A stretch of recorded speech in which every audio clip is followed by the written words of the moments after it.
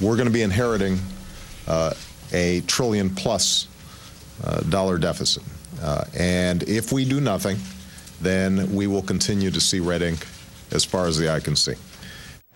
President-elect earlier this morning during that news conference making the case for a huge stimulus package, but will spending get out of control? That's the fear. Headline on the front page of the Washington Post today, Obama predicts years of deficits over $1 trillion each year. Joining us, the very worried Dan Mitchell, who's senior fellow at the Cato Institute, and Will Straw, who's associate director for economic growth at the Center for American Progress. Welcome, guys. Good to see you. You know, Dan, Janet Yellen said yesterday, she runs the San Francisco Fed, that the current crisis has economists rethinking how they view the economy. It's okay now to be a Keynesian. We can put the money out there and hope that it does something. What do you think? Are you rethinking it? I'm not rethinking anything because I've looked at the evidence. We tried big government Keynesianism under Hoover and Roosevelt. It didn't work. We've tried big government Keynesianism for the last 8 years under Bush. That hasn't worked. Japan tried big government Keynesianism in the 1990s, and they suffered a lost decade.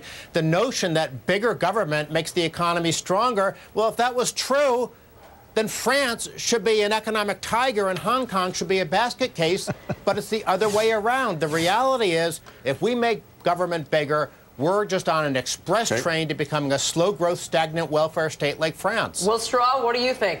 Well, this is not about making government bigger. It's about putting a stimulus in the short run.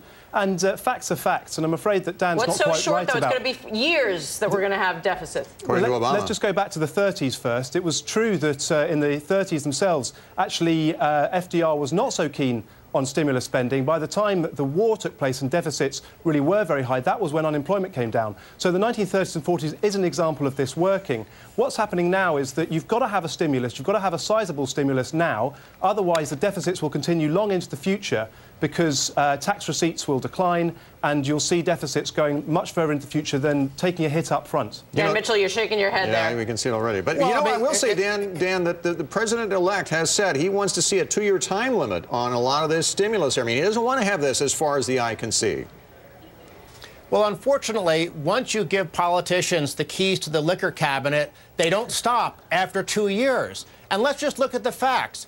Herbert Hoover, in 4 years, increased government spending by 47%, and he did it all with debt. And then, during the 1930s, Roosevelt increased government spending by over 100%, and he did it all with debt. The 1930s, from Hoover to Roosevelt, were a Keynesian experiment, and it failed. The same thing happened in Japan. They had giant increases in deficit-financed government spending. So, well, what do you say to folks America who say to go down that road? Every time the government spends money, they're taking it from one taxpayer simply to give it to some other taxpayer, or they're borrowing it from the future?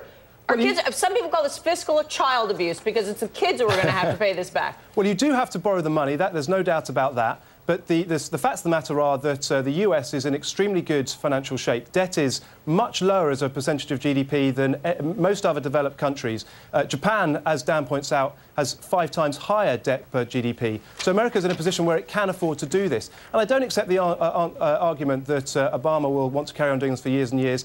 He said that it's important that once the recession is over, that you start bringing down the costs. He's talked a lot about doing efficiency measures. So it's really important you do that. But let's be clear about this. Right. If you don't take a hit in the short run, this recession could go on for many, many more years than otherwise. Will, thank you. Dan, always good to see you. Thank you for joining us today. Appreciate it very much.